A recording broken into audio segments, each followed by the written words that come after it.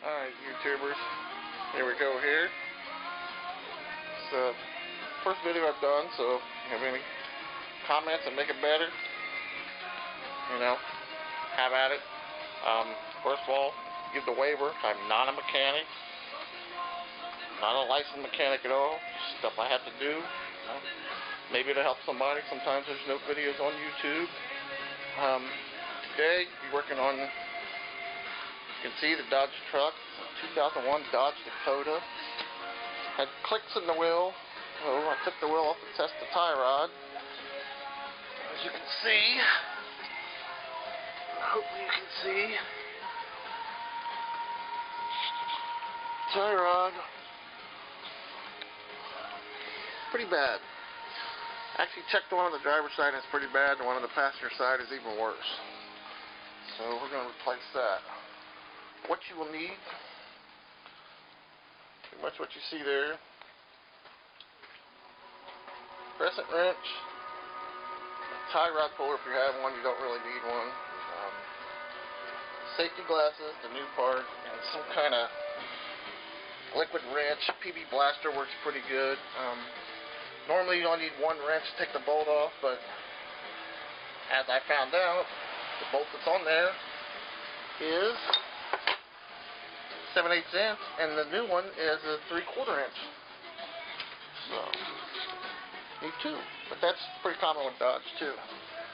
First thing you do, obviously, is jack it up. Use the jack stand, chalk the wheels. You want to mark with the marker where that bolt is right there. Mess with your alignment and everything else. And do that. Now loosen the bolt, which I've already done. Go ahead and take that off. Actually, it wasn't too bad to pop off. I sprayed it, let it sit for a little bit. Get my light going here. If it wants to stay. I don't know how I'm going to do this here with one hand. I have the tie rod puller. And actually, this is the first one I've ever done where the tie rod goes in from the bottom. But you just pop that in there and wedge it. What I'm going to do is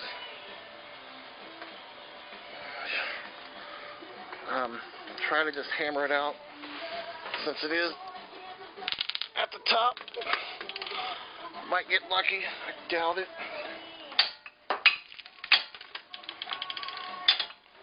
Alright, came out pretty doggone easy. As you can see, close here, boots torn, tie rod is going to snap on its own. So, it definitely needs replaced.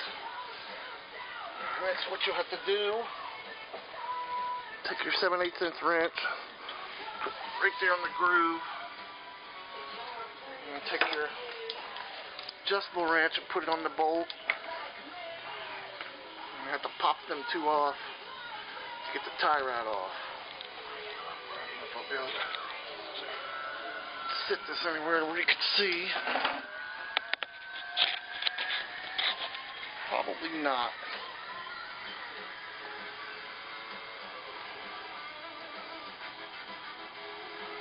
See what I'm doing here? I'm just popping those off. I've already sprayed it with bolt release.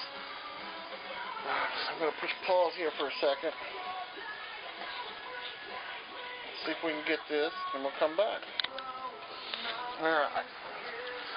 What I actually did was tie rod and popped it up in there, loosen that bolt.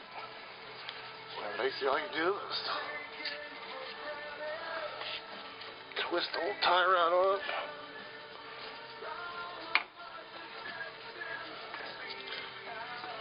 Pretty simple here, just a lot of threads.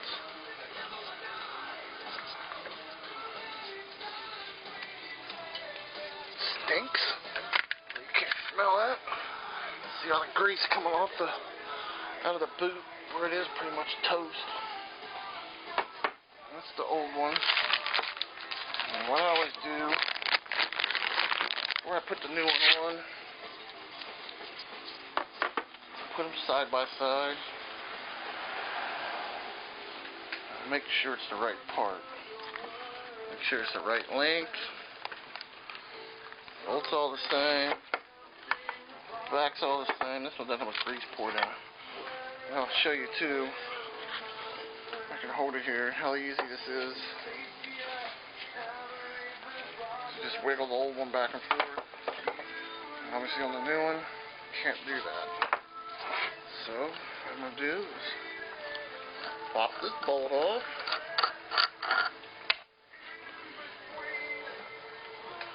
Just twist the tie rod back on there. Put you on pause again when I do that. Alright. You see, tighten this part back on. You might have to move the hub a little bit to get it. You want that straight up in there. Put the new bolt on there.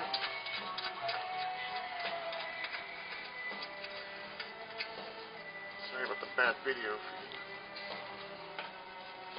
You just tighten that bolt up. That's basically it.